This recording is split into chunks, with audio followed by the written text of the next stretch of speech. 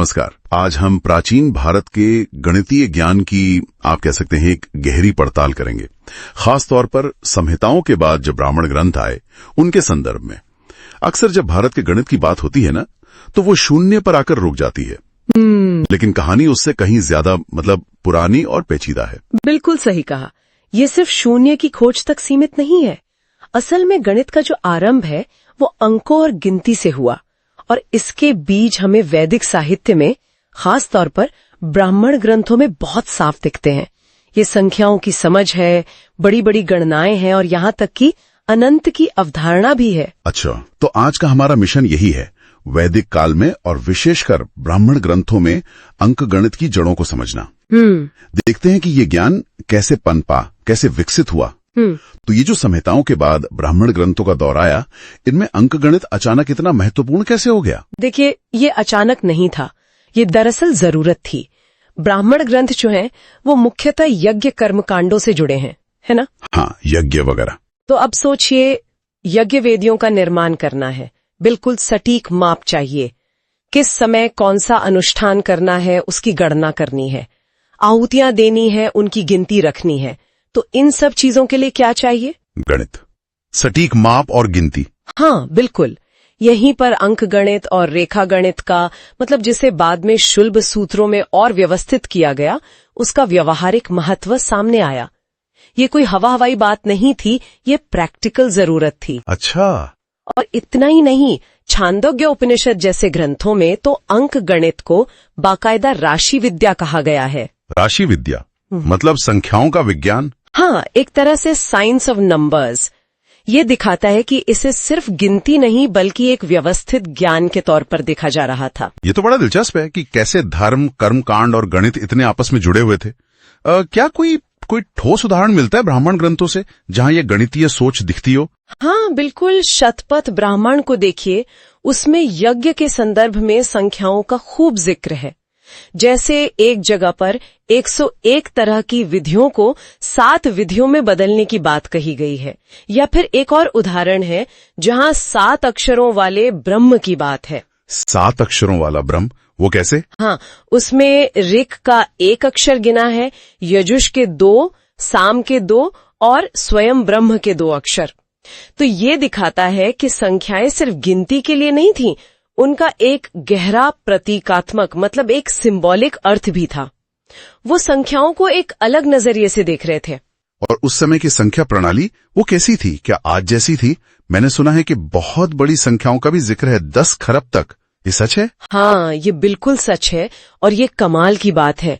यजुर्वेद की जो तैत्तिरीय संहिता है, उसमें परार्ध यानी 10 to the power 12 तक की संख्याओं का उल्लेख मिलता है। 10 की घात 12 उस जमाने में? गजब। हाँ, और साथ ही दशमिक प्रणाली यानी डेसिमल सिस्टम का सिद्धांत भी वहां दिखता है कि कैसे संख्या के आगे शून्य लगाने से मान 10 गुना बढ़ जाता है। ये आज हमें बहुत सामान्य लगता है, पर सोचिए ये कितना क्रांतिकारी विचार रहा होगा। सही बात है। और इतना ही नहीं, यजुर्वेद में सम और विषम संख्याओं का भी साफ साफ उल्लेख है, जैसे 4, 8, 12 और इवन और ऑड नंबर्स की भी पहचान थी। हाँ, और अथर्ववेद में शून्य शब्द का प्रयोग मिलता है।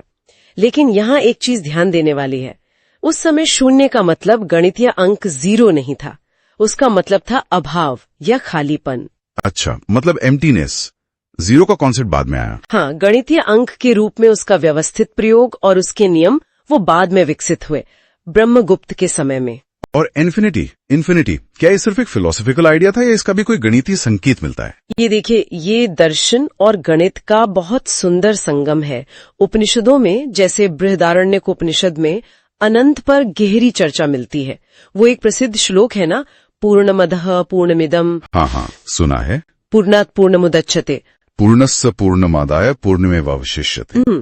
इसका मतलब है कि पूर्ण से पूर्ण निकालने पर भी पूर्ण ही शेष रहता है। अगर आप इसे गणितीय नजरिए से देखें तो ये क्या है? ये इन्फिनिटी इक्वल्स इन्फिनिटी की तरफ साफ इशारा है ना? अरे हाँ, ये तो मैंने कभी इस तरह सोचा ही नहीं था। और ऋषि याज्ञवल्क्य और राजा जनक के बीच जो संवाद है, उसमें भी दिशाओं की अनंतता की बात आती है। ये उसी असीमित विस्तार की सोच को दिखाता है। तो क्या हम ये कह सकते हैं कि ब्राह्मण ग्रंथों और उपनिषदों में जो ये विचार पनपे, मतलब बड़ी संख्याएं, दार्शनिक प्रणाली, शून्य का वो शुरुआती रूप, अनंत की अवधारणा, ये सब बाद के जो महान गणितज्ञ हुए जैसे आर्यभट्ट या ब्रह्मगुप्त, उनके काम के लिए एक तरह से लॉन्च पैड बने। निश्चित रूप से, बिल्कुल कह सकते हैं। ये सिर्फ नींव नहीं थे, आप कह सकते हैं ये वो खाद पानी थे जिससे भारतीय गणित का वो विशाल वृक्ष खड़ा हुआ। आर्यभट्ट की स्थानमान प्रणाली यानी प्लेस वैल्यू सिस्टम को देखिए, या फिर ब्रह्मगुप्त ने जिस तरह शून्य के साथ गणितीय संक्रियाओं, जोड़ घटाव गुणा भाग का विस्तृत वर्णन किया। हाँ, जीरो के सारे रूल्स। हाँ, वो सब उसी गहरी वैदिक और ब्राह्मणिक परंपरा का ही तो परिष्कृत और विकसित रूप है। ज्ञान ऐसे ही आगे बढ़ता है ना, एक पीढ़ी के विचार अगली पीढ़ी के लिए आधार बन जाते हैं। तो कुल मिलाकर संहिताओं के बाद ये जो ब्राह्मण ग्रंथों का दौर आया, वो गणित के लिए एक बहुत अहम मोड़ था, जहां ज्ञान सिर्फ अमूर्त चिंतन से निकलकर यज्ञ वेदी जैसी व्यावहारिक चीजों से जुड़ा, ज्यादा उपयोगी बना। एक तरह से व्यक्ताव्यक्त गणित है ना, जो अव्यक्त था वो व्यक्त हुआ। बिल्कुल, जो अव्यक्त था वो यज्ञ की जरूरतों के माध्यम से व्यक्त हुआ, और फिर ये यात्रा शून्य, अनंत, दार्शनिक प्रणाली से होते हुए आगे त्रिकोणमिति और कैलकुलस तक पहुंची। ये दिखाता है कि ज्ञान की धारा कैसे लगातार बहती है, विकसित होती है। आज की चर्चा से एक बात तो बिल्कुल साफ है, भारत में गणित की जड़ें हमारे आम सोच से कहीं ज्यादा गहरी हैं, विविध हैं और आश्चर्यजनक भी हैं। ये कहानी सिर्फ शून्य पर खत्म नहीं होती। सही कहा। और यहीं पे हम अपने श्रोताओं के लिए एक विचार छोड़ सकते हैं।